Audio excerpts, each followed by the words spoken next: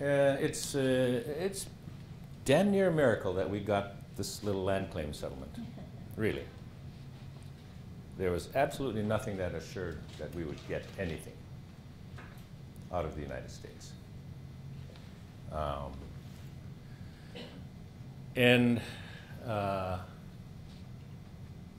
I guess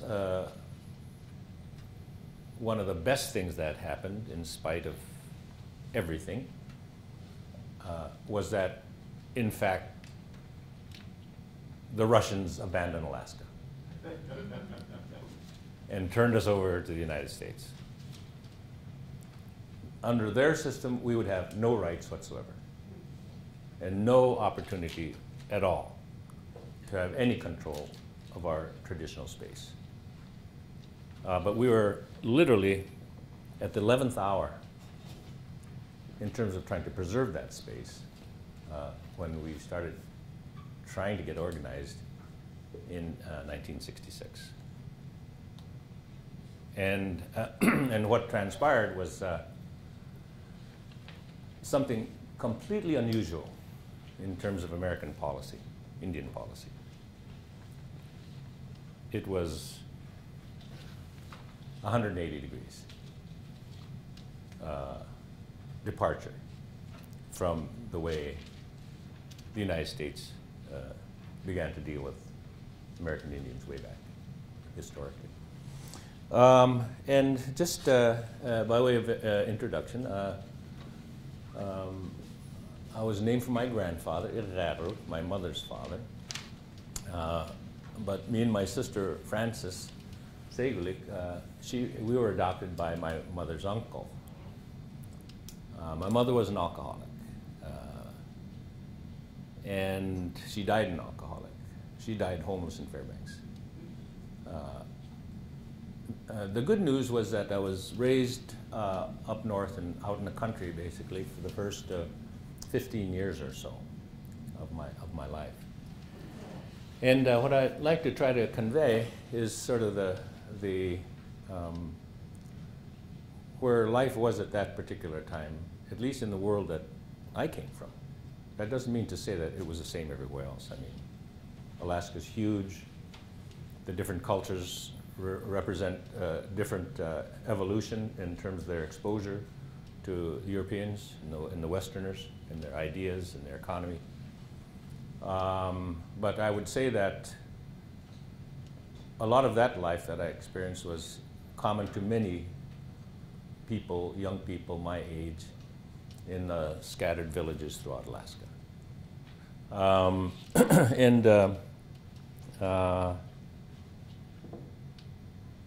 I would like to use a few photographs to sort of convey what I'd like to about that early life. Now, where do we start? Okay. Okay. Well, let's start there with right there, that one up there. No, the one further up there. No, the one on top. No, to the right. To the right. Yeah, there you go. Okay. To the right. That one. Yeah. Okay. This is going to be a little awkward because anyway, this is you know, when I hear some Russian names around. When Shelikov came to take control of Kodiak in 1784, was it? He wrote about fighting with the people of Tiktak. Okay. Of course, mind you, Shelikov is a hero to the Russians, right? Because he expanded the empire, right? But of course, he was a brute. He was vicious. They virtually all were. When it comes to a colonial takeover, it's not pretty, and it certainly wasn't in the Aleutians and in Kodiak and the Gulf. Okay. But in terms of culture, I'm not an anthropologist, but the good news is I know something about our language. I didn't lose it all, you know. And this is Kikiktaruk.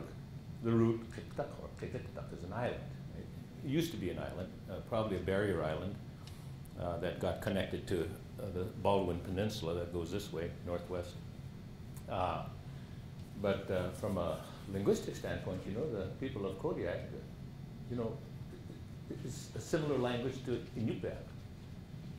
So if you said kiktak or innumerable words, that sound is comprehensible as far away as Quebec and Labrador and Greenland. Okay? I mean, that is the extent of this massive space that the Inuit world consisted of, all the way from the Gulf of Alaska, Bering Straits, the Arctic Ocean, all the way to the Atlantic. And that's a concept that we never get, you know, in our schools. The extent of that culture and the commonality of the culture. Anyway, this is the Garden of Eden. And we ended up with Kotzebue because Audubon Kotzebue, the 17th son of Augustus von Kotzebue,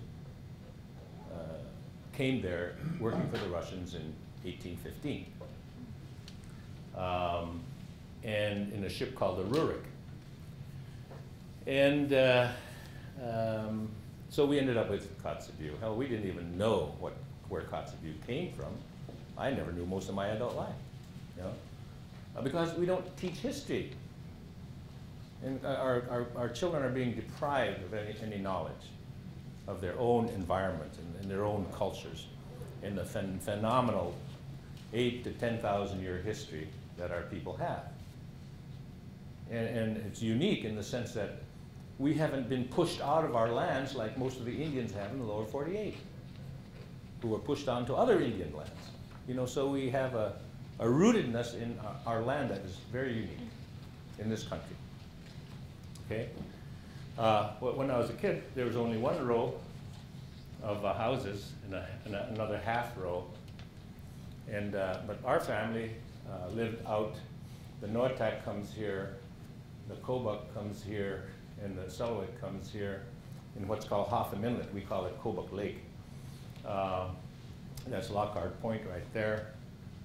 In the spring, when the snow and ice melts, that inlet fills up like a bowl with all that water, and it squeezes right between the Lockhart Point and the shoals and hits Kotzebue here and then heads out to the Kotzebue Sound in the Bering Sea. But there are no trees here. They're not even umma, what we call umma, which is an alder.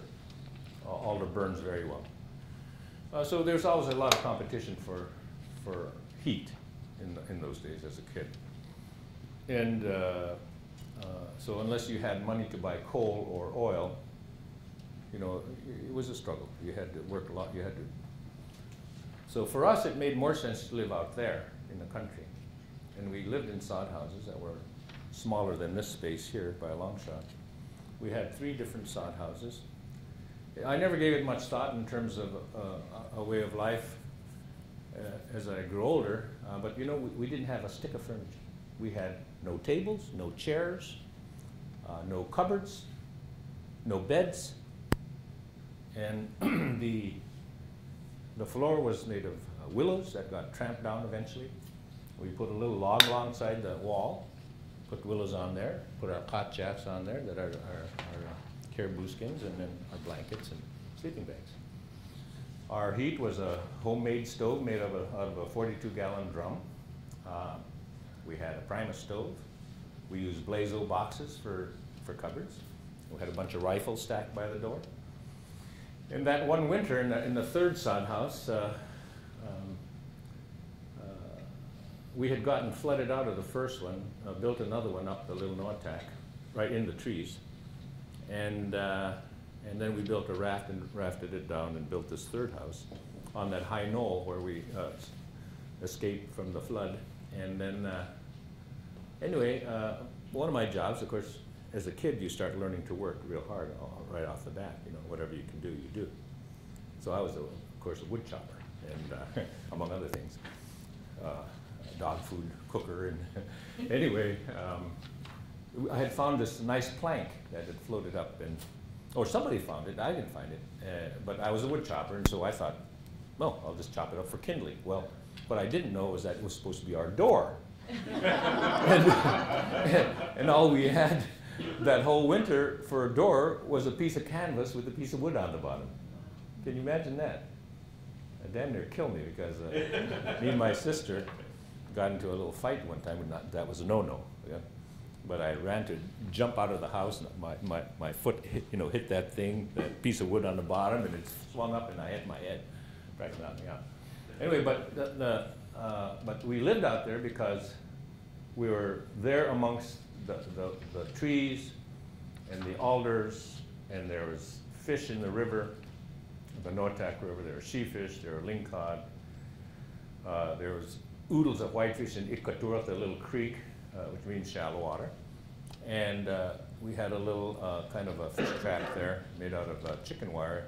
We just simply load up gunny sacks full, 25 or 30 sacks full, and just let them age. You know, in the native world, fresh isn't always the best, right? You want a little oomph to your food, so you age it and let it rot a little. You know what we call it, right? Uruk. You know, when you get it to start smelling a little bit, and then you eat it frozen in silo.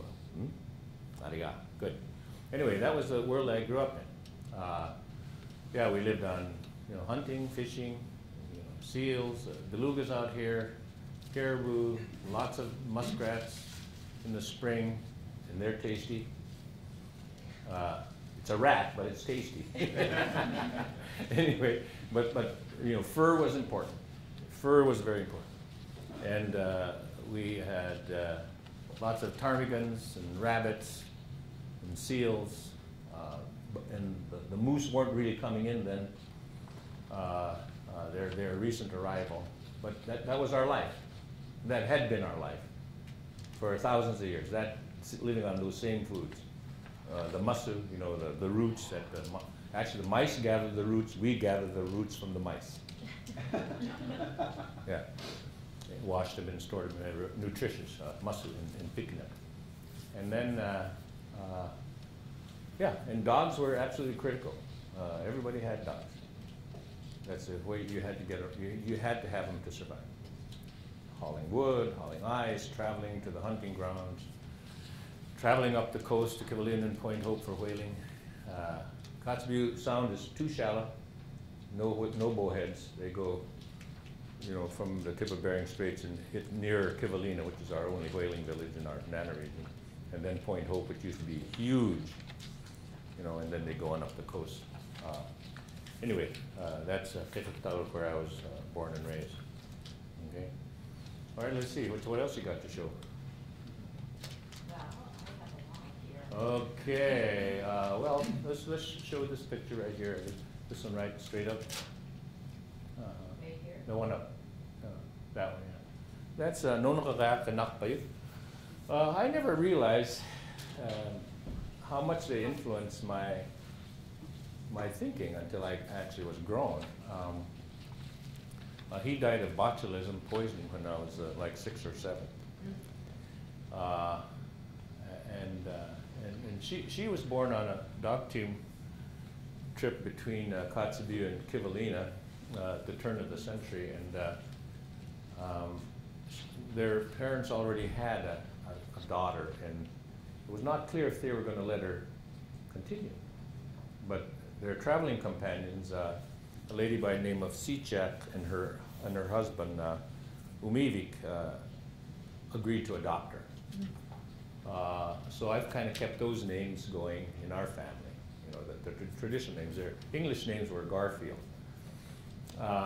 but they really influenced my thinking.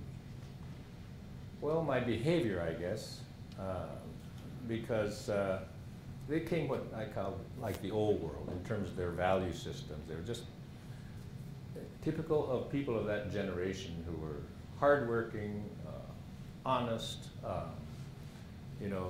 joyful. They became Christians.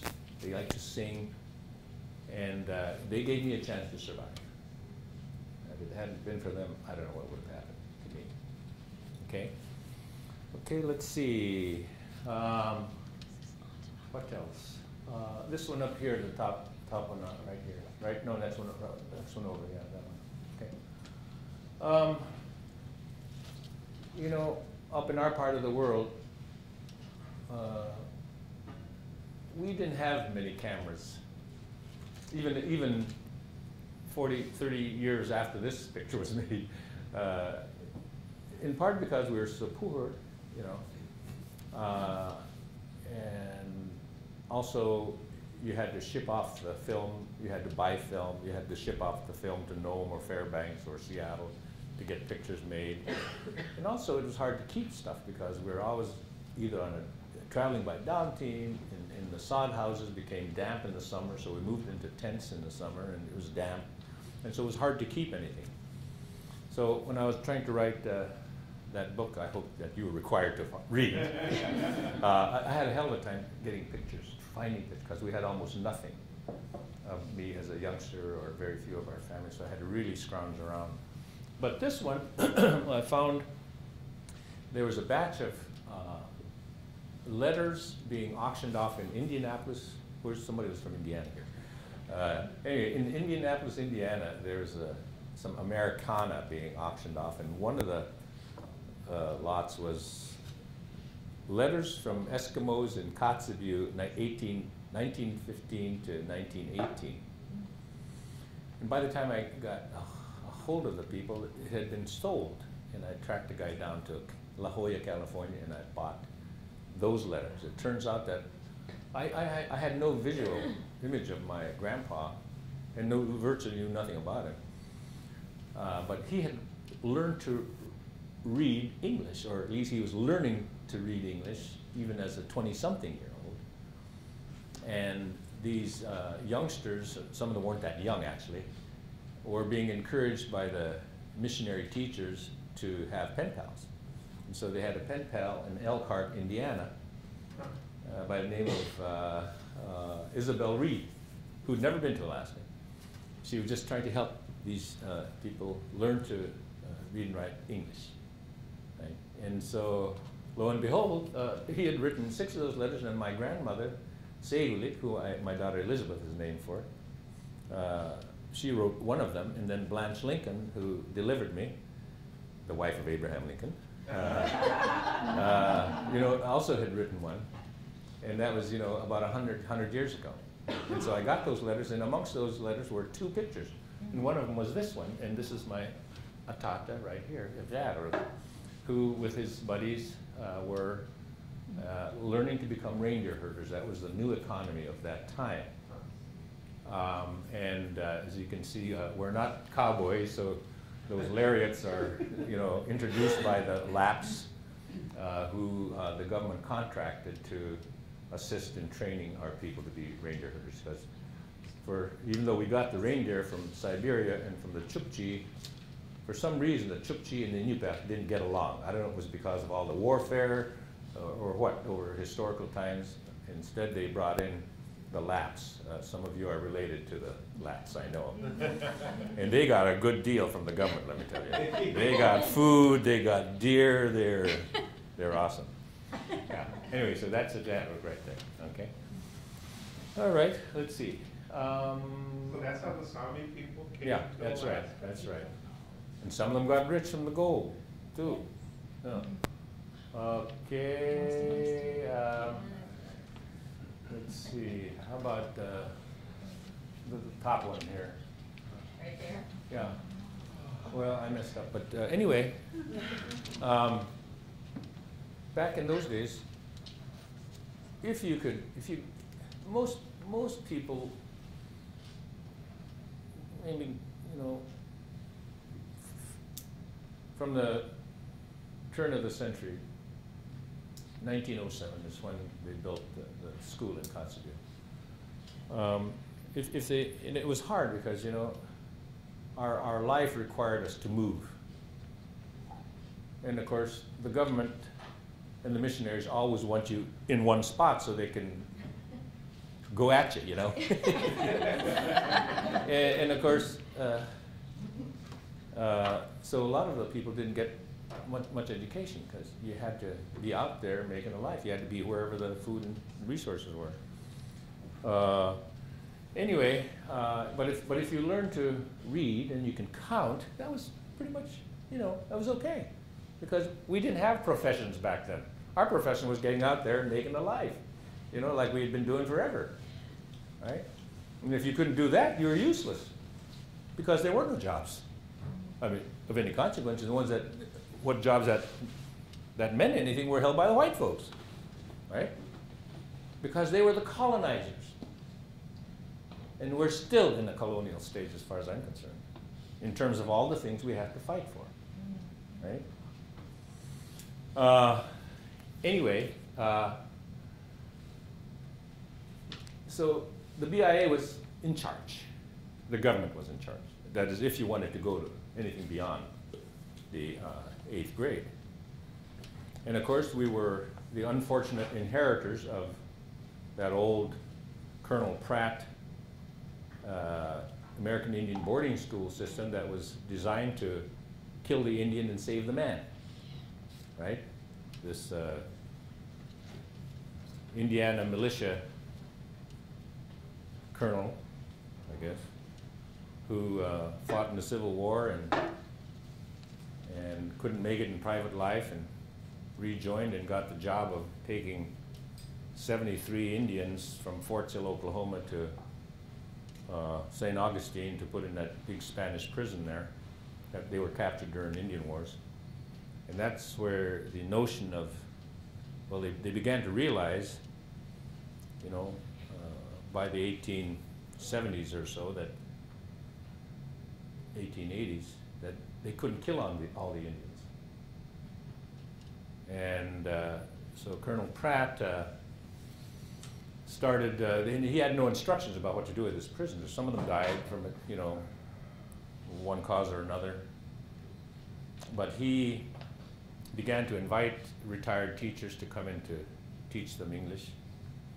He invited preachers to come and preach the word. He began to get them to make crafts and stuff, whatnot to sell.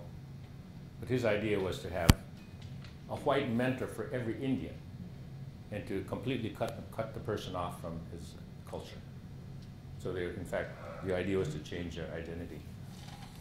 Well, he took the remnants of that group to a black institution, Hampton, in Virginia. It didn't work. But by that time, his ideas were being absorbed by the American Missionary Association that had a lot of influence on American Indian policy in the federal government. As they took control of Indian people and put them on reservations, the missionary societies were moving in. In fact, it was like war. I mean, battling for the Indian souls by the different denominations. He also got the ear of Congress. People had power. They liked his concepts, because the name of the game in a colonial situation is that, first of all, they want your loyalty. They want it. If they don't get it by consent, then they do it by force. And in the Russian era, it was the imposition of the yasak that they learned from the Mongols. That is a tax. If you're a head of a household, you got on the government roll, you're responsible for X number of furs or value to the Tsar.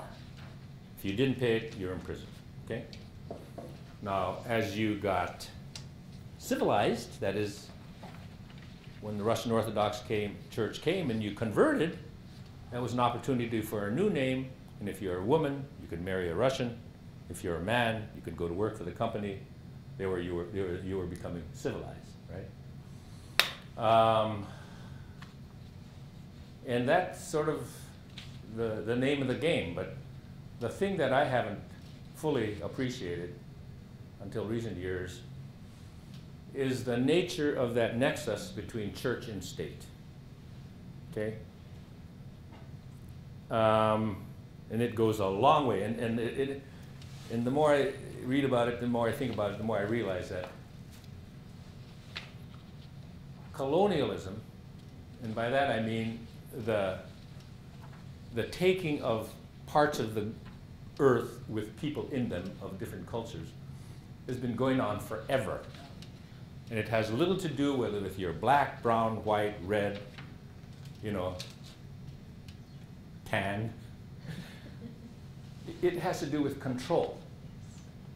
And I never understood the nature of the role of religion as part of that process. And I've only begun in recent times to think about it in terms of our own communities here in Alaska that have affected us to this very day. Okay? And in Europe, you know, the king or the czar or czarina or the empress often was not only head of state, right, with the Secret Service, with the police, with the military at their command, and the full resources of the state, but that person was also head of the church. Right? So, because humans are unruly, it takes all that power to control you. Okay? And so something is either illegal or sinful. Right? And just remember that. And think about it in terms of our own history. Okay? Well, so the government decided whether you went to high school or not.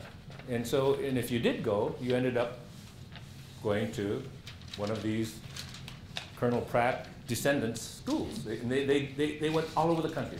They exploded. They went like, there were 30 of them. Chimawa still exists. You know, the one in, what was the one that, what was the one in Indiana or Pittsburgh or Pennsylvania? Oh, Carlisle.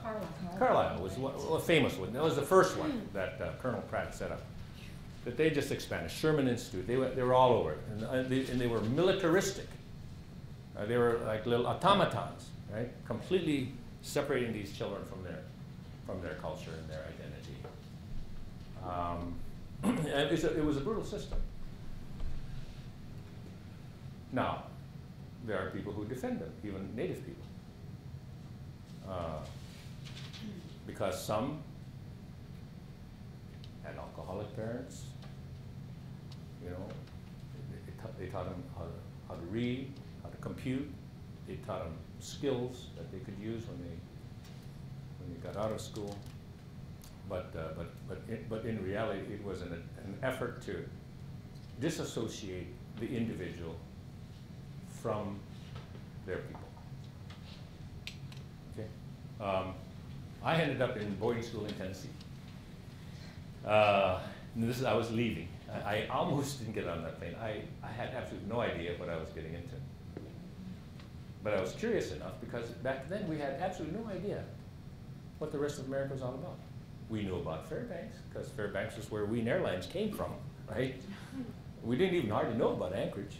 Right? We knew there was a Seattle because that's where the North Star came from, the big ship, right? That brought in all the goods once a year.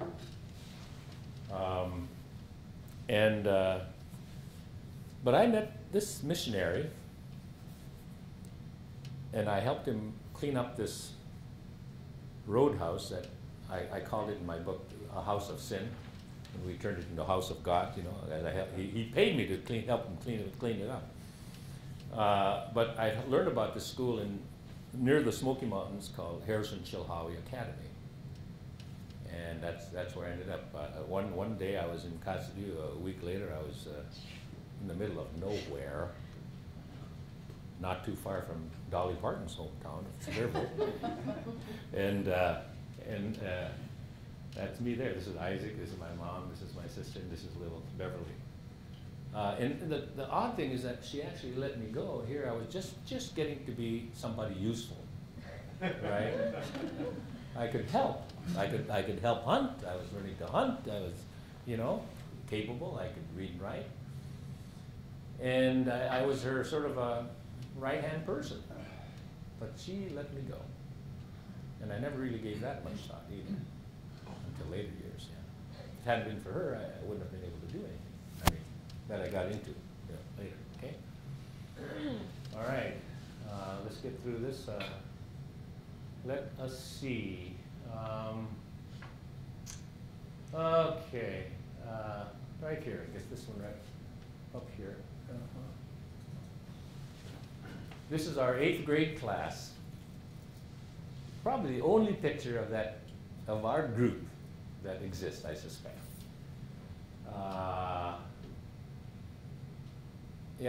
Some of us are still around, not many.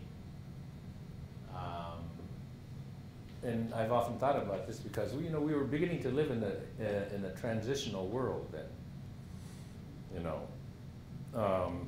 The system, the school system, the missionaries, they had been working on us since the turn of the century, and so this was the 50s.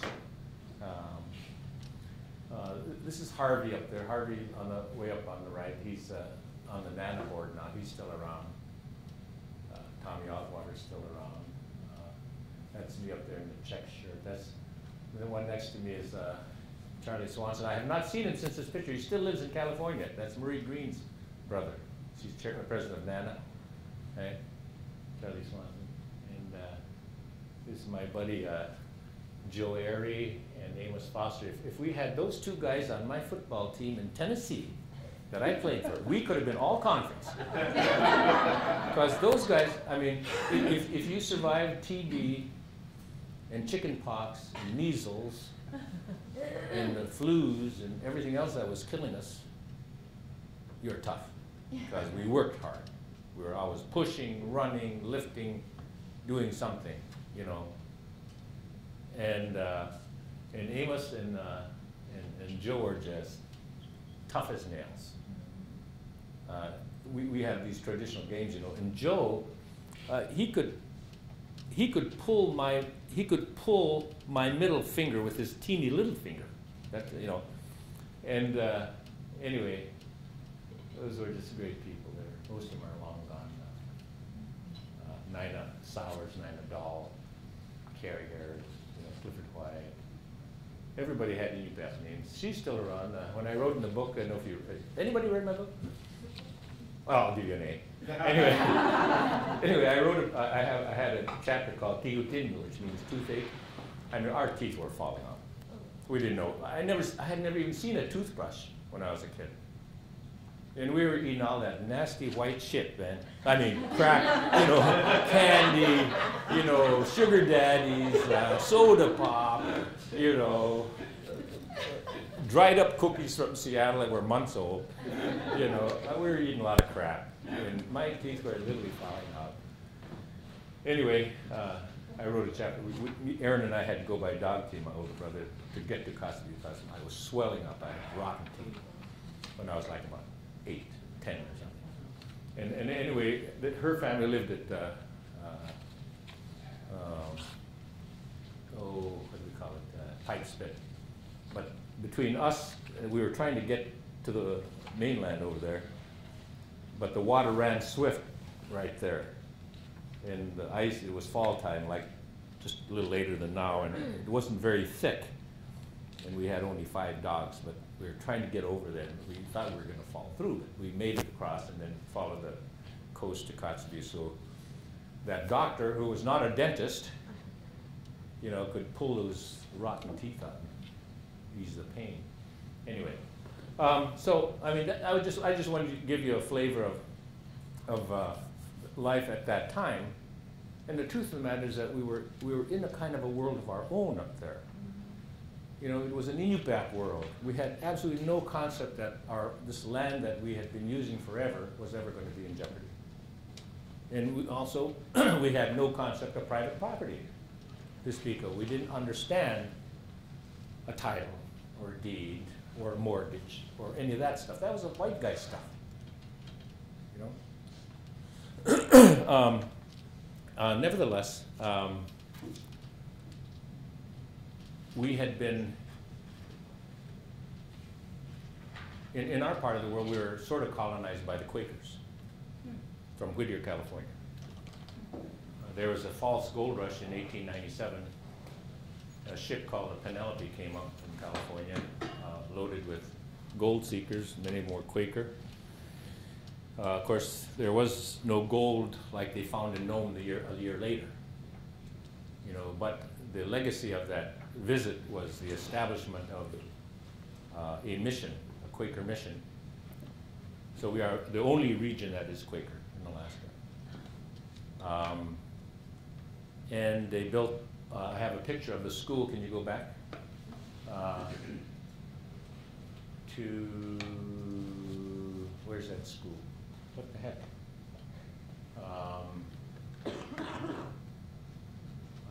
Here? Yeah, that's it. Yeah. 1907. I'd love to show this picture because our houses were these teeny little mounds of earth, right? Because the smaller the better, right? If too big, you couldn't heat it, right?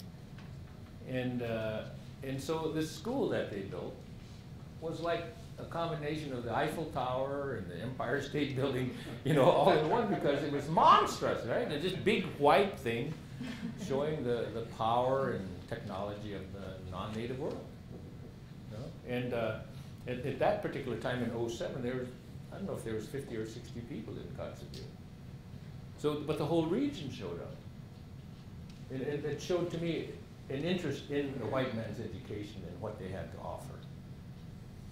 In spite of the fact that the price you had to pay was your identity and your culture, because they were going to try to change us, right?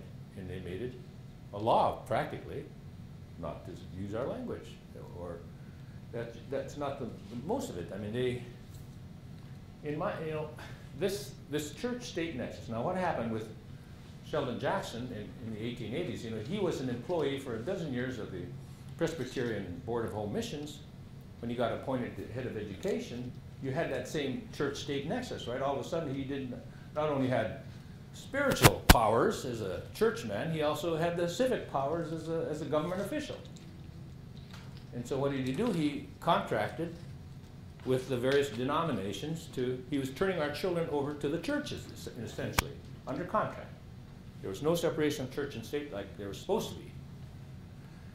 And to me, that power affected our people from day one. Because the name of the game by the colonial powers is to control you, and to begin to change the way you think, and to change your values, and change your language, and change your name. So they began to, in fact, I'm not anti-religion. All of our people have been religious, spiritual people, forever. But starting with Christopher, Columbus, and the priests that came along with the military, who began to bless the atrocities that take place because those people were savage and barbarian and unchristian. And that meant that they were justified in doing whatever it took, including killing them, if they would not concede to accepting Christianity. That is the sad nature of this church-state nexus. Okay? I think there's plenty of apologies that need to be made by different church groups in their role in repressing our ceremonies, our music, our dance, our art. Even the kavigis were considered sinful. Our gathering places where we taught our young men the history and the way to live and how to make things, the values, the dance, the competitions. Anything that they didn't control was suspect. Okay? All right. Okay. All right. One of these days I'm going to get to ANSA. Okay. Okay. It used to take the whole semester. Okay. Okay, let's start now. Those are just some thoughts for you to consider when you think about writing something and researching, okay? I guess the reality is that most of us had no concept of any history any laws. Even after going through high school, I met some Cherokee Indians. I went to the reservation. One of my friends I played football with was from Cherokee. I never understood the Indian experience at all. After 2 years in Fairbanks, I went to George Washington. I volunteered to the National Congress of American Indians. Vine DeLoria was a friend. He wrote several books called God is Red and Custer Died for Your Sins. He had a sense of humor, but he was a thinker. And when I looked at the files, the only files they had were primarily from the Tlingit Alaska Native Brotherhood, William Paul. Anybody heard of William Paul? For the first Native lawyer. Tremendous power back in the territorial days.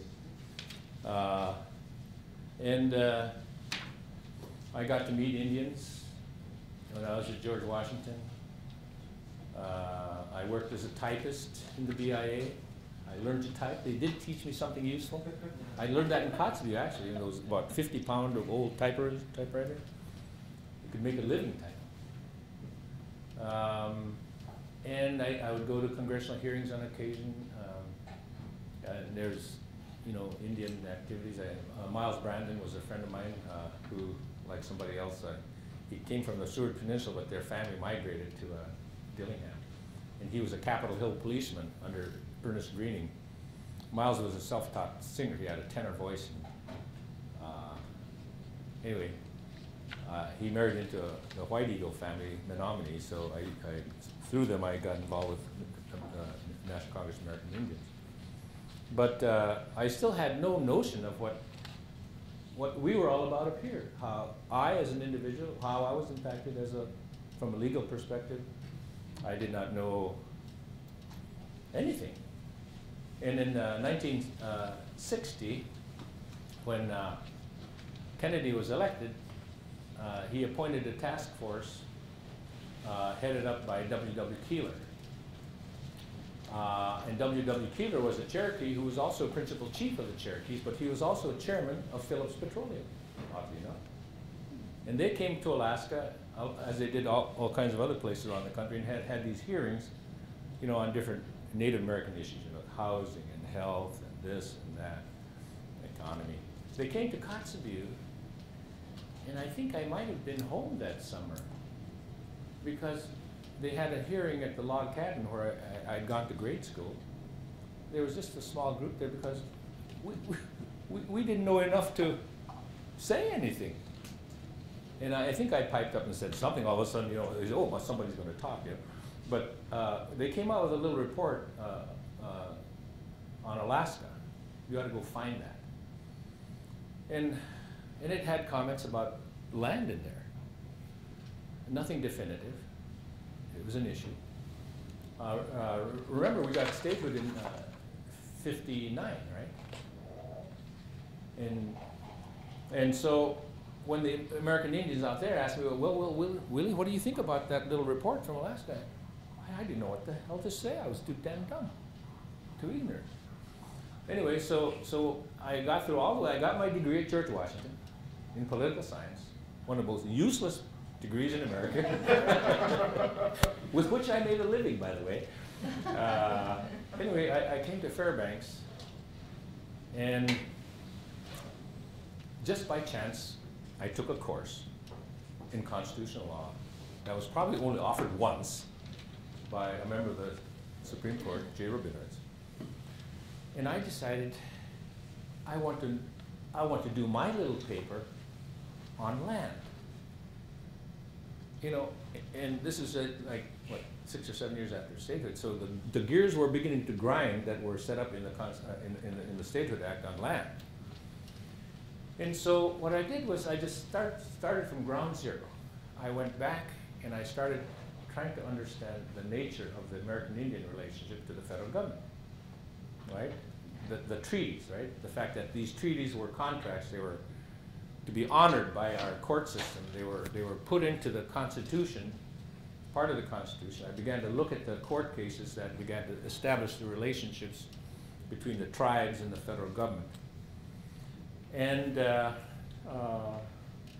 began to look at the I wanted to know the Treaty of Cession, you know, what did the Russians think they were selling, what did the Americans think they were buying, and what did they say about the native people, right? And I began to look at the, subsequently the Organic Act, the 1884 Act, which set up the first civil government, which also, by the way, was set up primarily to give miners a chance to get claims filed, but at the same time, they were giving away native lands. They were also saying we're going to be protected in our use and occupancy of any lands we occupied or claimed. Of course, that 1884 law had no teeth. So they were taking and they were promising protection. And then I looked at the means of compensation. You know, I learned about the court of claims. Because if a tribe lost its land, say 50 or 100 years ago, illegally, they would have to go to Congress and petition for a resolution allowing your tribe to sue. And then you would hire a lawyer and an anthropologist. The anthropologist would determine extent of use and occupancy because native people use lots of land to live. And then the lawyer, his job was to find out if there was an illegal taking and the time of the taking. Like, did some coal company or some railroad or did the Congress take the land for a park or a refuge or forest lands? And so once that was determined, then that area of use and occupancy times the value at the time of the taking, which is a cents an acre, you end up with millions, a few millions, 10, 20, 30 million. Then you'd have to go to Congress to get the money. When I realized that Clinton and Haida spent 35 years in court, in the Court of Claims, they only got a little over $7 million and not 1 square inch of land, I realized that that system sucked. It was criminal and not ethical in that, and even the Court of Claims system, which was sort of because there were so many claims, they set up the Court of Claims in the 40s to try to systematize it so it would be faster. But none of that resolved our problem. I began to learn in my little paper I wrote. And then I kind of looked at the different other means of Indian land holdings, the reservation, the rancherias in California, the reserves, the allotments. I learned about the Allotment Act, passed in 1887, supposedly for the benefit of the Indians, but in 50 years they lost 100 million acres of land. It was really designed to allow other people to get your land eventually, because the first 20 years it was protected, you couldn't sell it. When that 20 years was gone, boom, a lot of it was gone. Some of it had oil. And then you had the passage of the Indian Reorganization Act, sort of in response to that, that allowed the Secretary to create reserves and also to create some economies. That's how our native stores came about. Let's do that particular law. But that's also the source of our tribes, right? The reality is that most of these institutions we never asked for, we had no role in shaping, but we had to try to make work, right? That goes for every institution that we have. Whether it's our tribe, one-size-fits-all tribe that they've created for people down there, that Indians down there, they applied to Alaska 2 years later in '36. That goes for, you know, the fourth-class cities. They're not our thing. We didn't create them, right? The corporations, we've had to try to figure out how to make all these things work. And then I looked at the treaty of the Statehood Act, and just remember that we began to lose it in 1955, when they had the Constitutional Convention in Fairbanks. Out of the 55 delegates, how many do we have? 1. Frank Perovich from Southeast. We should have had 10 to 15 based on population. Why our politicians didn't realize the consequence of that convention, I don't know. I was a kid. But we began to lose it there because states are projects of the white people, right? As soon as they take control of a space, they come in to farm, to harvest the trees, to find the gold and minerals, and then they get enough people, then they ask Congress for a state. Then they make their deal. How much land stays with the feds, how much land goes to the state. And so in the case of Alaska, I realized as I did my little paper, which some of you might have seen, any of you read this? Aha! This saved my ass. I mean, in terms of, in terms of knowing anything. You know, this little paper, that's why I'm such a believer in research. If I hadn't done this paper, I would have been dead in the water. I wouldn't have been able to convey the history to anybody else. But when I looked at the Statehood Act and all those other acts that had preceded us and all those policies and whatnot, I realized that the politicians, the Alaskan leaders, and the Congress were sort of like ignoring the elephant in the room. That is, the fact that we still had Aboriginal title to Alaska, that we had never lost that land in war, we had never given it away, we had never sold it, and that Aboriginal title had some legal power to it. That if it's extinguished, it's compensable, right? And so that to me was a giant revelation, because under the statehood, the idea behind statehood was you had this teeny little population of just over 200,000 people. There was almost no industry, just a little production from Swanson River down here. Their idea was to essentially steal native land for no compensation and try to make a go of it by selling and leasing that land that they select. That was our land. Now if Congress wanted to solve the problem, all they needed to do was, boom, they would have said, we hereby extinguish Aboriginal title, and we'd have been dead in the water. But they didn't do that.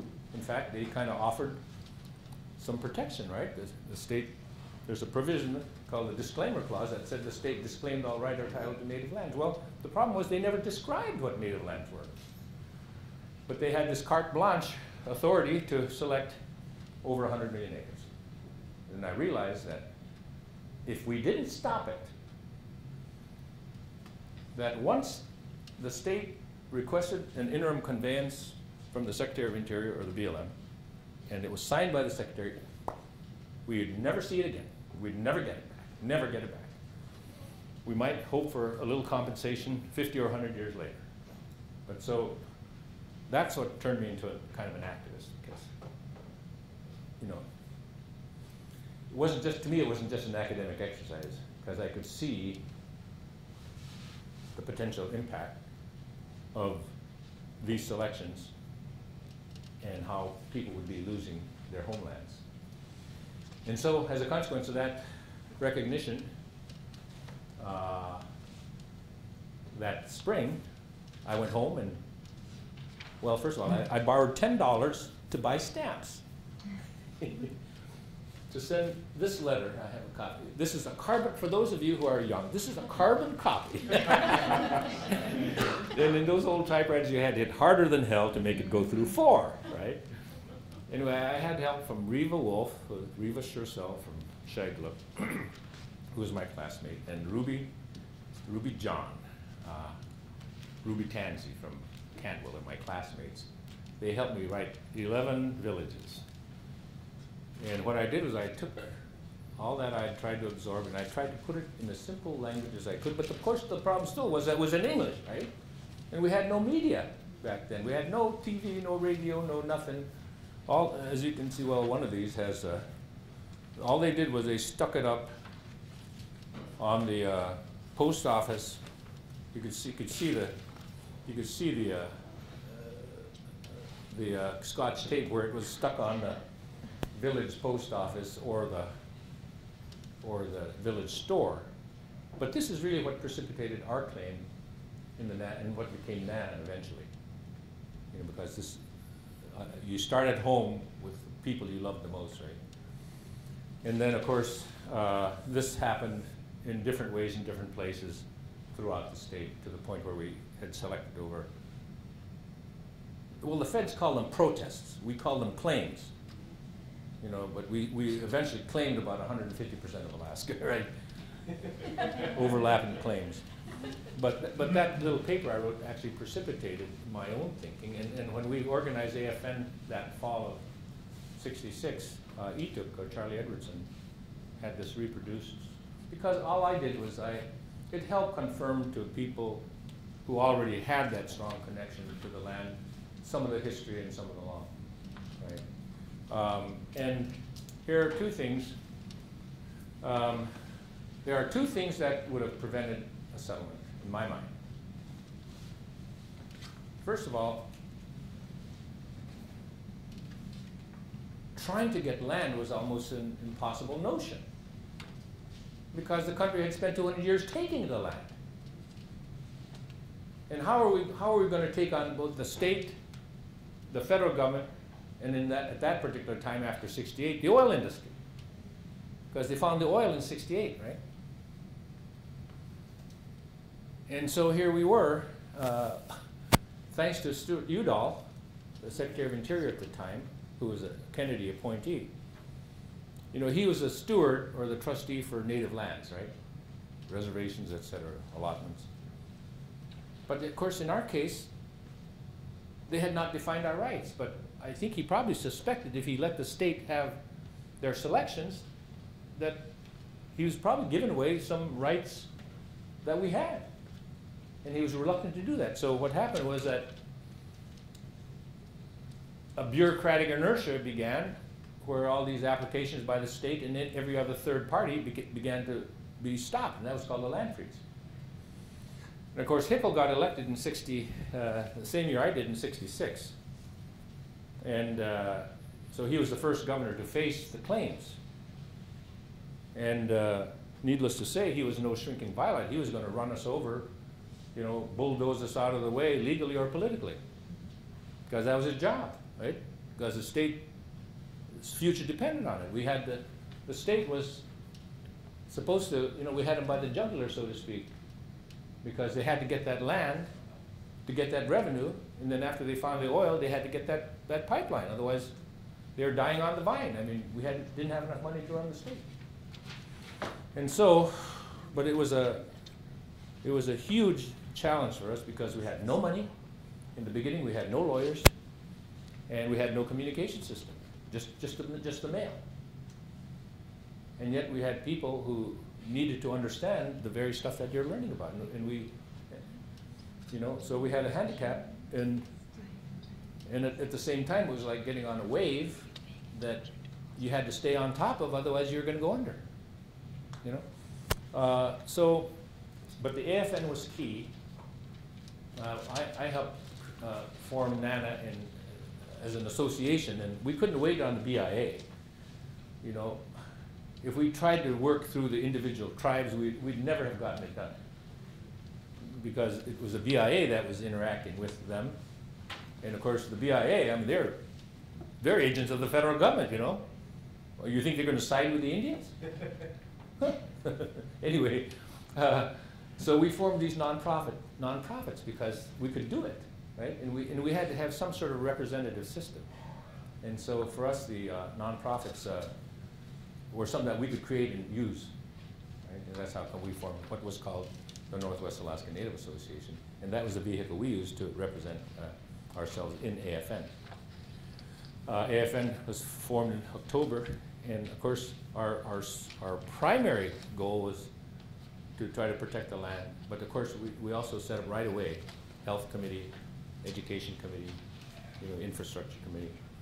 And so that began that struggle. So between '66 and '71, it was like 100% focus on trying to get this thing done.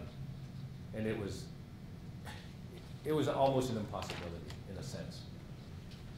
But we kept doggedly at it, and I think part of the reason for our success was our ignorance, because we didn't know it was impossible, you know. what we were trying to do. And as you know, it takes a lot of energy and time and money just to get a little law passed, let alone something as complex as this. But there were two things that could have stopped us. One was if the state was not on board. If the state was not on board, then the delegation couldn't move, right? So it was absolutely incumbent on us to get the state moving in the right direction. The other was if the natives were divided. And we had an AFN board kind of like this, you know. We had little Atna, you know, we had a village, you know, with representation on the board. We had Nana region with 1 vote, the village had 3 votes. I mean, it didn't make any rational sense because we were a big tent, right? So you had recognized tribes like Tlingit Haida, you know, you had urban groups like FNA in Fairbanks and Cook Inlet. It was just kind of like a mishmash of people, and it's amazing that we actually held it together. But if we were divided and not focused and together, that wouldn't move either. The legislation wouldn't move. And so we got the state on board through this little thing here, which I'm sure none of you have ever seen. And I'm not so sure if I'm proud to say my name is on it. Willie Hensley, chairman. Well, how much time we got? 5 minutes? Anyway, when Wally Hickle ran in '66, he beat Egan by just a few votes. The Democrats were divided. He promised, and Bob Atwood with Anchorage Times, the biggest paper, had a big headline about the time we formed AFN saying, Hickle promises native department. Well, a native department would be totally illegal. But nevertheless, they were making the point that they were trying to show Wally Hickle as being responsive to natives.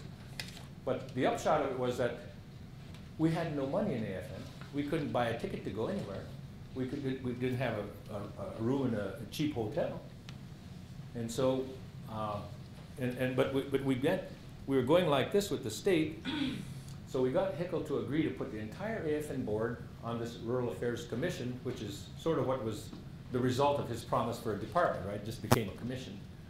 And that way we could get state travel and per diem to try to get our act together, both as a native community and try to figure out how, maybe, because the state had something to gain because, you know, they found the oil and they needed to get that oil flowing, and so they were in a position to deal. Well, this little piece of paper resulted in, well, we had the entire AFN board. They elected me chairman of this task force, and they said, pick a drafting committee. So I went boom, boom, boom, boom, boom. You know, tried to pick somebody from Barrow, pick somebody from Southeast, pick somebody from Nome, pick somebody from Bethel. And Barry Jackson, who was a legislator, was also working with us. And we sat down and we met, and we actually came up with this report, which is, I think, where the 40 million acres came from. Yep. A grant of 40 million acres of land in fee. I mean, they practically took portions of our little report, and it ended up in some form or another in, you know, in the national legislation. Okay. And then the 2% overriding royalty. Well, we were suggesting 10% of the royalties from the offshore, and so much from the state. But the upshot of it was the state actually passed a piece of legislation suggesting, saying they would kick in $50 million at the time, which was a lot of money because our entire budget was only 100. And so, but the importance was this showed that the state was willing to deal. You know, the legislation itself became moot, you know, in time, but nevertheless, when Wally, he was governor then, but then what happened in '68? Nationally, election? Nixon. Nixon, tricky. Yeah. I'm not a crook. No. Anyway, Nixon, what did he do? He's going to appoint our arch enemy, Wally Hickle, to replace our hero, Stuart Udall. You know? And so we were in a real quandary there because everybody everybody in Alaska wanted Wally to be the secretary, right? I mean, the chambers of commerce, everybody. Well, Wally had loose lips, and he got himself in trouble with the environmentalists and with natives. You know, the environmental community was just getting going. They didn't want to see Alaska split by a steel pipe. And Wally said something like, well, I had a photograph here, but I won't show it, of me in Secretary Udall's office reviewing his press release as he was going. It's a matter of days he was going to be out of office and the Nixon administration taken over. So he withdrew the entire state of Alaska under the little used law called the Taylor Grazing Act, and gave it the super freeze because Hickel and his people were saying there is no statutory basis for the land freeze that has been going on. And so that's how come Udall came in at the 11th hour, froze the state solid, and then when Hickel was nominated, of course we went, oh God, you know, the chickens were going to be guarded by the fox, right? And so in this article right here, I've just found it the other day, Alaska's Native Leadership, Why They Succeeded. This is written by Robert Zelnick, who was wrote a little series. He was a reporter for the Anchorage Daily News, but he was back in DC. He later became a commentator for ABC. But he says, well, he talked about, it was 10 degrees below zero last January 7 when 4 Native leaders, Emil Noddy, John Borbridge, Eben Hobbs, and Willie Hensley, boarded a midnight Alaska Airlines flight bound from Anchorage to Seattle. They transferred to a Northwest flight from Seattle to DC, and there they found not only the weather but the political climate considerably warmer. So you had Wally Hickel was taking his lumps in Congress and in the Eastern press prior to his confirmation. There were bank robberies in Washington, D.C., one per day. Nixon was trying to salvage his reputation by doing peace negotiations in Paris, and Ted Kennedy was trying to become a majority whip. The 4 Native leaders were concerned only with Hickel and the Senate Interior Committee. They had claims pending on 90% of the land area of Alaska, and they wanted to get the Secretary-designate's commitment not to transfer any more of it to the state before their claims were legislatively solved. Failing that, they were prepared to take their cause directly to the members of the Interior Committee. We tried to get Wally Hickel to give us some assurance that he's not going to screw around with the freeze, because we knew that if we didn't have that freeze, we'd be forgotten. If they could get that pipeline, we'd be dead in the water, right? And so, well, Emil and John Borbridge, and they're, by the way, they're still kicking, sort of barely, but they had met with Wally and tried to get a commitment, but he kind of waffled around, of course, and didn't make any commitment. But then when we got to, so they took up a collection and sent us 4 to DC. But in the meantime, there was a plane load of Alaskans, they call them the Truth Squad, because Wally got himself in trouble, and he was the one that might not get confirmed, right, of the cabinet Nixon picked. And so this plane load of Alaskans, including some of our own directors of AFN, were down there saying what a great guy he was. And here we were, everybody else in Alaska was saying, yay, yay, yay. We're saying, no, no, no. You know, trying to put the skids on it because we needed that land freeze so that Congress could act. If there was no crisis, they wouldn't act. Anyway, the long and the short of it was Zelnick caught that moment because it was absolutely critical. Wally was cloistered. Nobody was supposed to meet with him. He was being prepared for testimony. And one of our own lawyers from the AFN community was advising him on the hearings. And so we finally got Emil. We thought, well, Emil, you and John were the ones that met with him earlier. Go meet with him. So they allowed a breakfast. But as it turns out, between just general BS and running to the phone, Wally, they actually got nothing. And so we had no choice but to go to the committee, to the Hill, to try to convince the committee to actually get involved directly in a prerogative really of the secretary, right? This decision over the freeze. But nevertheless, here's what Zelnick says. He said that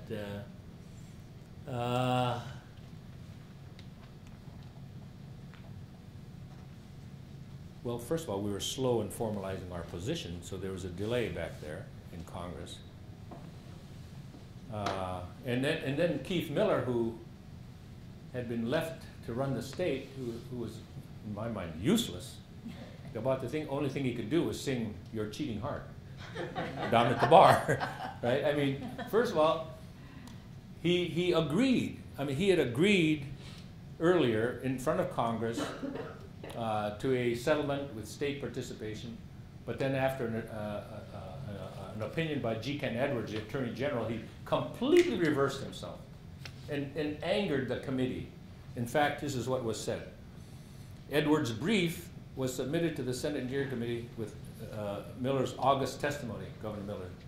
Its legal reasoning was so utterly frivolous that one committee staff member remarked that had he been a law school professor and received a similar offering from a sophomore law student, I'd flunk him in the course and urge him to choose another profession. So in a sense, that action by Keith Miller, the governor, who was left to run the state, sort of angered the committee and helped us, you know, as we were trying to get this commitment. And so in the end, Senator Jackson, the chairman, pretty much made it clear that unless he agreed to keep the freeze and do nothing with it unless he came to the committee, that he might not get confirmed. And I'll never forget when Wally caved in and made that commitment, you know, to the committee. And in exchange, of course, Jackson had to commit to get legislation going. And that is really what saved our butts, you know, was that political situation that Zelnick caught that most Alaskans probably know nothing about. In any case, Liz is going to talk about the sort of the details of the act itself. But I must say that, you know, we didn't have the luxury of time. We did not have the luxury of what you're doing, is to get the lay of the land, you know, historically, administratively, legally. We did not have something that the Canadians did. You know, when they started their land claims, of course they're not done yet, but when the natives sat down to negotiate, there were like 30 lawyers for the government and just none for them, right? That didn't look fair, so they started putting a bunch of money into the native groups so that they can go out and study the land, you know, and think about hunting and fishing and all these important sites and oil and gas and minerals and you name it. Well, we had no such opportunity at all, you know? And so we didn't have it. I don't remember a single debate over whether or not it should be a tribe or a corporation, for instance. But we were focused on the land. The money itself was not consequential in the beginning. But we knew, in the writings I had, I focused on the land because I knew it was the hardest thing to get, you know? But in my own mind, I always sensed that there was going to have to be a combination of capital and land. But the administrative apparatus, we never really talked about that extensively. But you might say that it might have been born, this corporate thing might have been born in this thing, this state, that state task force, which was, it was native recommendations. But in any case, I think in a sense, we, you know, I think if we had adopted, well, let's put it this way. In the minds of Congress, their old reservation system hadn't worked. That's what I think. Because from their standpoint, remember they're the colonizers, right? They're the ones that take control.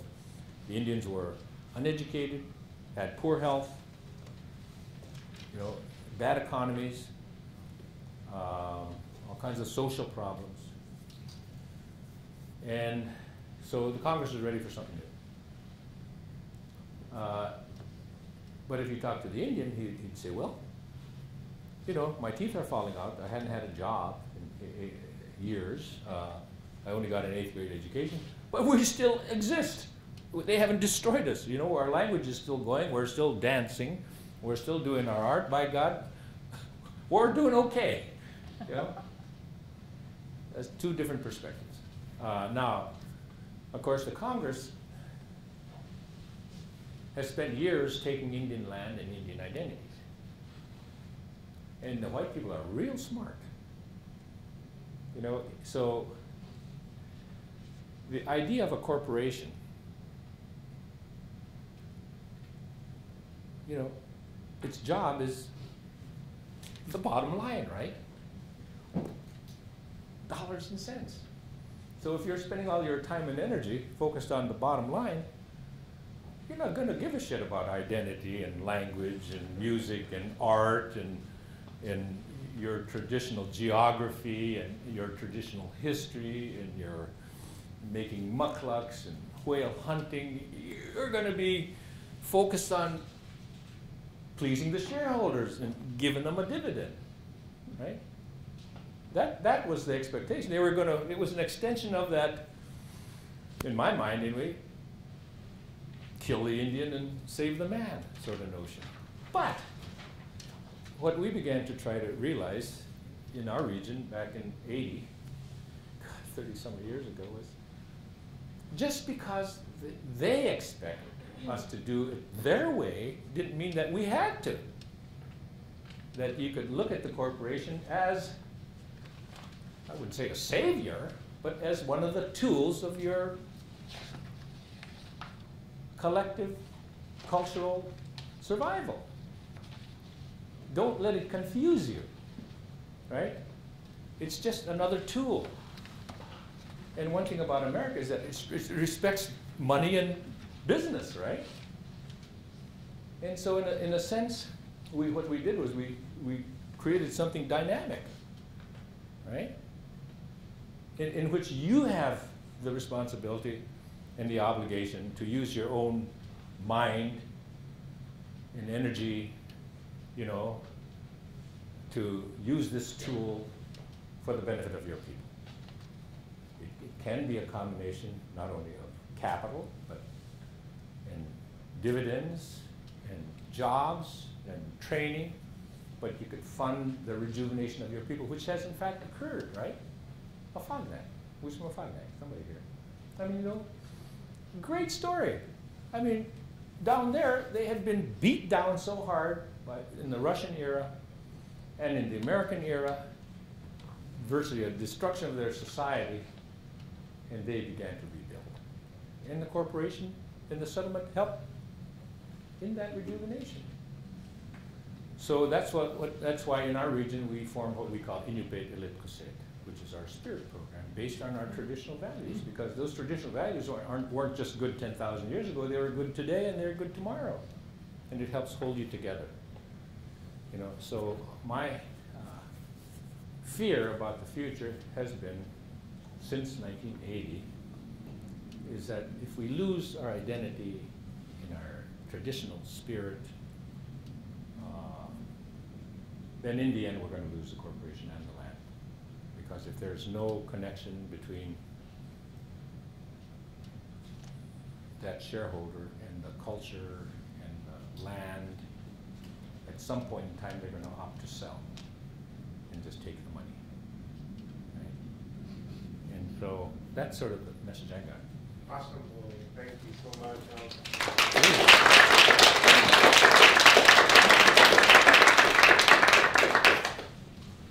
You know, Willie brought with him a piece from 60 Minutes, which is very historical, and I think what we're going to do, rather than play it right now, is reserve, and we'll figure out a good time to watch that piece, because it really speaks for itself. And before Willie leaves, I guess I'd like to take an opportunity to see if you guys have some questions for him, or things that just popped into your mind. So let's go ahead. I do. I'd like to preface my question with two comments. I'll make them quick in the interest of time, but thank you so much, Professor, for coming to speak with us. I think it's so fascinating as a lifelong Alaskan myself, not native, but to have that connection to the history and to the native history in Anchor. I wish it was taught in high school. I wish I was thrown into all of this 20 years kind of behind the power curve. So this has been an awesome opportunity, and I really love the first part of your talk where you spoke history and pictures and things like that. And my second quick comment is unrelated, but your vest is really a work of art. I got this in Greenland. Did you really? When we organized ICC, the Inuit Circumpolar Council, in '77 up in Barrow. Evan Hobson was our host, and it was just a phenomenal experience. Never before had we tried to come together from. We're a bit like the Kurds in the sense that they distribute us all over several countries. From Russia to the United States, Canada, and Greenland. And anyway, we had one of our general assemblies in Nuuk, and that is a phenomenal experience. Yeah, if you can go there as a native Alaskan, especially as a sort of a Inuk, their evolution, totally different scene. Yeah. I've been to 2 weeks, 4 or 5 corner page briefly, but it was. Anyway, this was laying on they had a little shop there, temporary shop, and I saw this lying there, and I asked the lady what that was, and I tried it on, and I said, hey, I'm not going to take it off. I don't care what it costs. Good choice. Yeah. Anyway. Margie. Yes, I'd like to make a couple comments. First, congratulations that you can still get in that vest. How did you notice I'm holding my breath?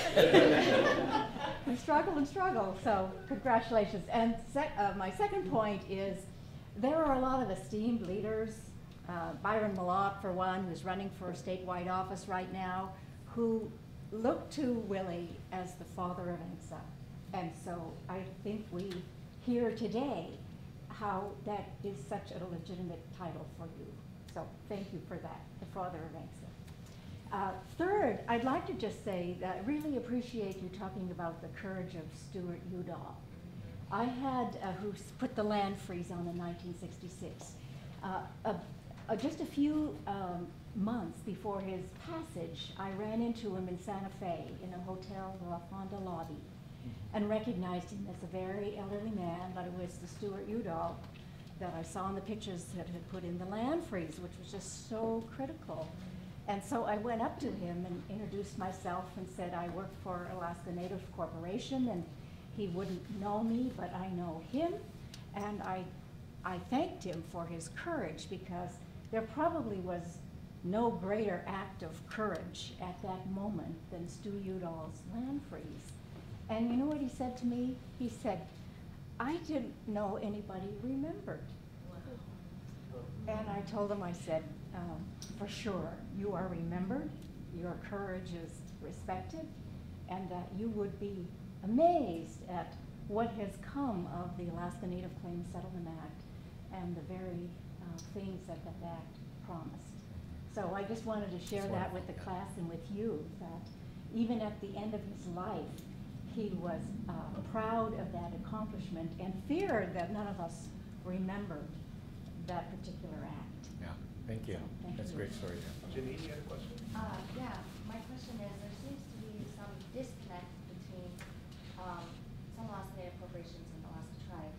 So my question is, how can we empower, do you think we should empower our tribes? How do they fit into the picture?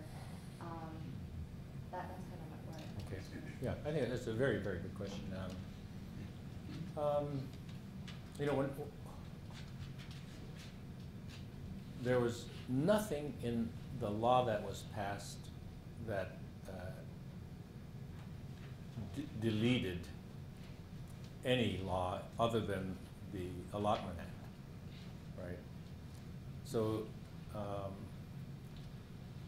we didn't think we were doing violence to the tribes per se, but most of us never had any experience with the tribes. You know, we were too young, or the tribes aren't as pervasive as part of the life up here as, or the BIA, it wasn't as pervasive part of your life as it was, say, in the Indian reservations, because they lived daily with, you know, the area offices and their sub-offices and that sort of thing. So we didn't have quite the history of that relationship, you know, with the tribal governments. The tribal government itself was a creation of Congress anyway. I mean, we had our own systems historically, you know. But to me, it's your job now. You know, and we did what we could to preserve something of our historical lands. And had we had more time to cogitate and plan, and had the time and the money and the resources, you know, we might have come up with something. There were some other thoughts. I mean, there was a thought that maybe we ought to create a Ford Foundation type entity that would be responsible for the management of those 40 million acres and the money, right? But a lot of Alaskans were a little leery of that. They thought it might become too powerful, you know. But I would say that in terms of the future, I like to start my speeches off to business people saying something like this. We have just experienced the best of times of the last 10,000 years in the last 35. Not likely to be repeated again. I mean, when you look at the ancient history of Alaska, you know, Alaska is an Arctic country, right? And it's expensive. It's far from the marketplace. Energy is expensive. You know, it's thinly populated and not exactly a breadbasket, right? But what's made it what it is today, and people your age really have been living in the absolute best of times where there's choices galore. Choices galore. But it's not likely to continue unless we have a miracle, in my mind. Oil was here at 2 million barrels a day. It's now here at 500,000 barrels a day and going this way. And in spite of that brouhaha over taxes, we've got about 5 to 10 years, unless before the shit hits the fan. Pardon my language. That's academic talk. Yeah. Anyway, you know, because we're not going to have enough resources to pay for this massive superstructure of costs we've developed over the last 35 years. Nobody wants to pay for anything. We pay no taxes. We expect services, infrastructure, programs. We've done phenomenal things that we could never afford to do whatsoever in my earliest years as a young legislator back in the 60s. And so the panaceas, that the hope for panaceas, ANWR, heavy oil, NPRA, gas line, offshore oil, are just hopes and dreams. They might turn into something, but maybe not. If they hit billions of barrels offshore, it's all federal, right? Unless they have a change in the law to do revenue sharing. You know, so to me, you're doing the right thing. That is, you've got to develop your skills to make a livelihood, because you might have to take those skills somewhere else in the world if we can't sustain it here. If you were around in the late 80s, when oil prices fell to $9 a barrel, boom, we lost 10% of our population like that. People lost a lot of money because they put a lot of money into real estate, and real estate crashed. So how's that for a joyous ending? But you know, in our day, you know, we didn't expect anything. We just had a grand time just getting out there and making a livelihood. But see, you're used to electric lights, clean water, you know, bikes for your kids with big wheels, and, you know, all this great stuff we've been enjoying. that was never anything that we had in our youth. Yeah. Jared? Wasn't, I mean, and speaking cynically about Congress's efforts with ANELP, wasn't that also part of the diabolical genius of it, was to not just termination, dilution of shares, because in 75 years, what's the value of being a shareholder of any of the native corporations anymore? No one's dividends will be able to get them anything. Yeah. So there's that, but the greater picture being removing the land, the assets of the tribe, so you can have sovereignty. What does sovereignty mean if you don't have the lands to exercise sovereignty over? So you have the same group engaged in this dynamic tension, and it's the same people. So shareholders, tribe members, same entities fighting over that because the resources belong to the corporations, not the tribes. And so, in effect, your sovereignty is impotent. It's useless. It's without meaning.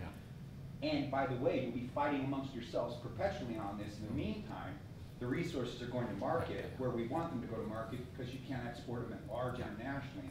So we're getting the resources to market either way. And that's my opinion. I wasn't around in ANELP, but it certainly seems brilliant in an evil sense because we fight amongst ourselves on that. And every convention that rears its head and land into trust issues, et cetera. Yeah. Well, clearly, as I mentioned earlier, I was sort of being flippant, but I'm not so sure we will be able to afford to maintain all these institutions that we've created, right? Because it costs money to run a city, to run a borough, to run a corporation, you know, to run a tribe. I mean, I think there, of necessity, we may have to come up with some combination where the tribe and the corporation, because what, get together, right?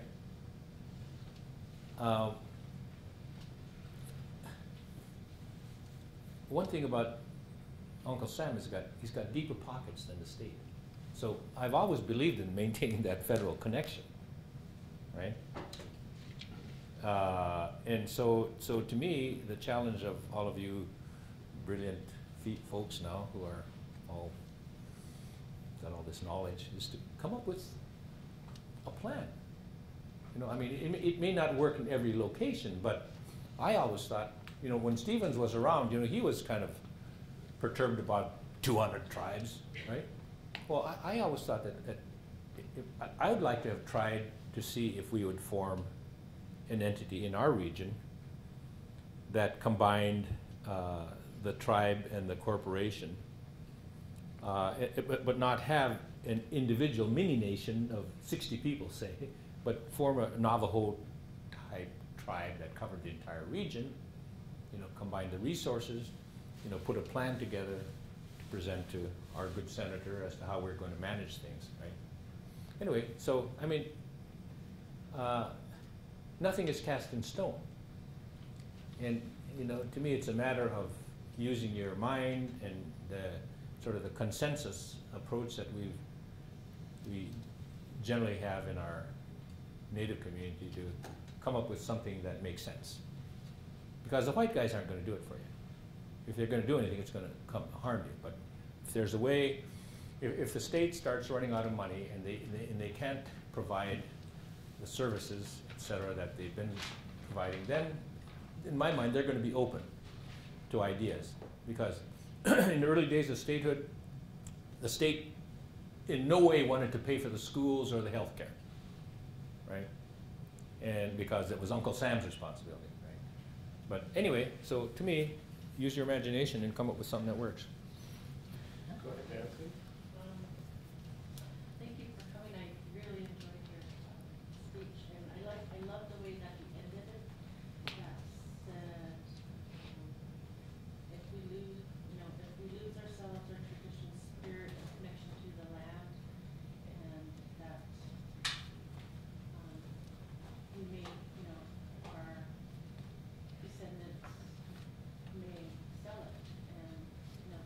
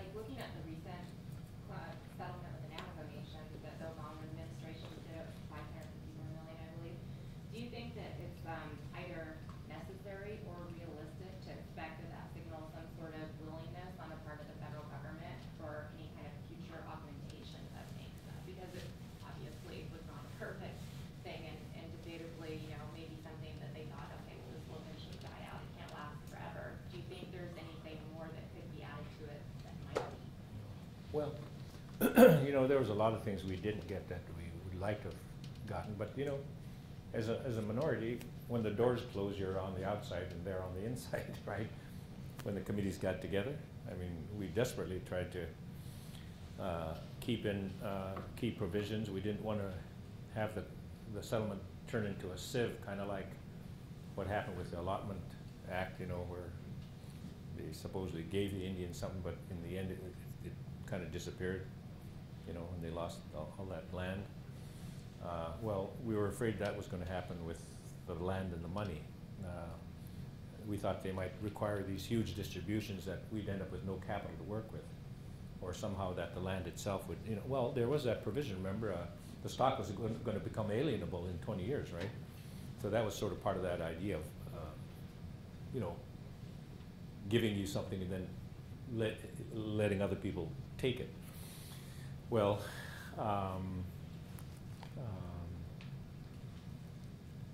the point of your question was? Do you think that there's going to be future augmentation? Oh, I see. Well, you know, we wanted, of course, we wanted subsistence as well, but we also wanted that 2% overriding royalty in perpetuity. You know, we were going to lose our land forever. Why can't we continue to have a percentage share of whatever resources that are developed in our former lands, right? So, I mean, there are, I mean, in the context of just the values from one minuscule part of former native lands, that is Prudhoe, when you think about it, you know, this settlement is absolute peanuts, right? Just peanuts, right? I mean, billions have been gotten by the state, billions by the federal government, billions by the oil companies, billions by the contractors, you know? And so, when you put it, even though in the context of Indian affairs, it's the biggest transfer of land and money ever, but still in the context of this economy, it's small. So keep trying, but you know, with sequestration and all that, you know, takes a lot of work. But you know, but I have a lot of confidence in Alaskan Native people. We may be divided all culturally and used to war with each other, but you know, what I learned from this experience is that if you know who you are and what you want to go get, and you're united, you could get a hell of a lot further than you ever thought you could. Because the world out there is fragmented too. You know, they're dealing with all kinds of other issues and stuff, and if you go for what you believe in, and with a lot of passion, you can go a long way. Okay, clean up, thank you.